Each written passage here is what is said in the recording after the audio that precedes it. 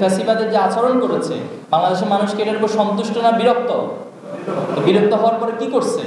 হাসিনার পতন ঘটিয়ে তাকে এখান থেকে পালিয়ে যেতে বাধ্য করা হয়েছে। তো এইরকম একই কাজ যদি ভবিষ্যতে কেউ করে, তাহলে কি আমরা প্রজন্ম বসে থাকবো?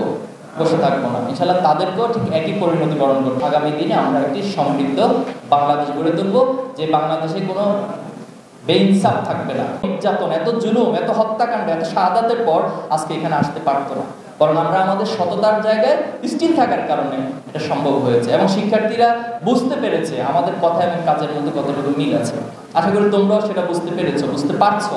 এজন্য আমরা তোমাদেরকে যে কালকে শিবির প্রশ্ন করেছে একজন, ভাই শিবির কেন করতে হবে না? আমরা কখনো কাউকে শিবির করতে বলি না, শিবির সম্পর্কে জানতে বলি। অন্তত এই অধিকারটা তো আছে আমার, যে তোমাকে এটা বলা যে ভাই তুমি শিবির সম্পর্কে জানো, তোমাকে শিবির করতে হবে না।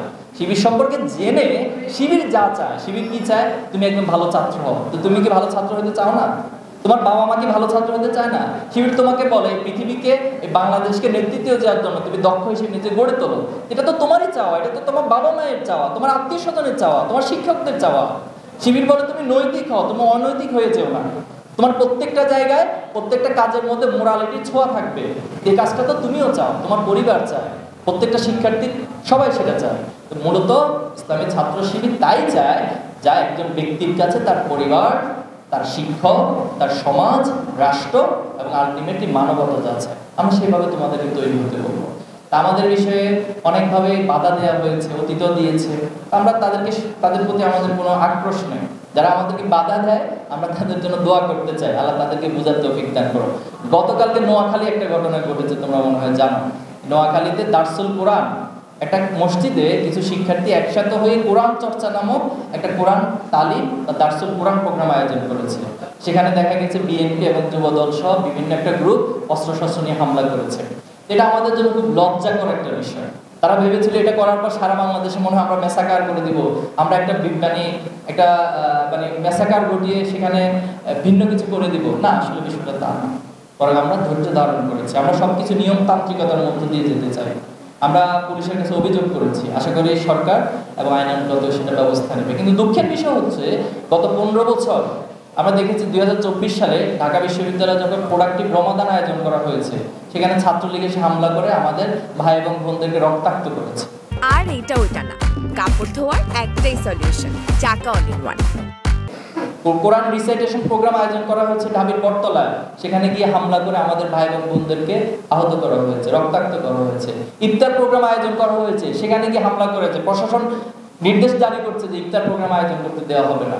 বাংলাদেশের মতো একটা রাষ্ট্রে যদি এই কাজ হয়, তাহলে আমরা এগুলোকে ফ্যাসিবাদের যে বিগত সময়ের আচরণ, সেটার সাথেই আমরা সংজ্ঞায়িত করতে বাধ্য হব। আর অতীতে ফ্যাসিবাদের যে আচরণ করেছে, বাংলাদেশের মানুষকে এটার উপর সন্তুষ্ট না বিরক্ত? বিরক্ত হওয়ার পরে কি করছে?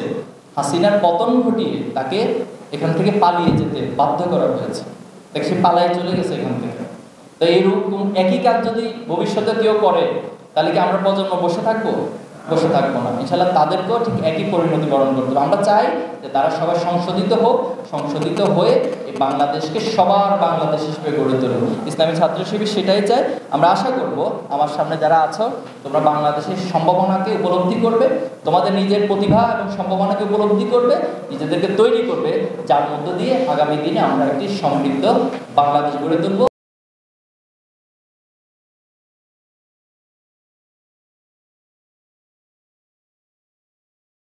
কাউকে কোনো কিছু দখল করা হবে না, চাঁদাবাজি থাকবে না, দুর্নীতি থাকবে না। এমন একটা বাংলাদেশ গড়তে হলে তোমাদেরকে প্রয়োজন। তোমরা যদি উদ্যোগী হও, তোমরা যদি সামনে এগিয়ে আসো, আমরা বিশ্বাস করি আমরা সকলে মিলে সে বাংলাদেশ গড়ে তুলব ইনশাআল্লাহ। তোমাদের সবাইকে অনেক অনেক ধন্যবাদ। তোমাদের জন্য আগামী দিনের সম্ভাবনাগুলো অনেক বেশি সমৃদ্ধ হোক এবং তোমরা তোমাদের স্বপ্নের যে লক্ষ্য সেখানে পৌঁছার তৌফিক আল্লাহ তাআলা দান করুন। আমিন।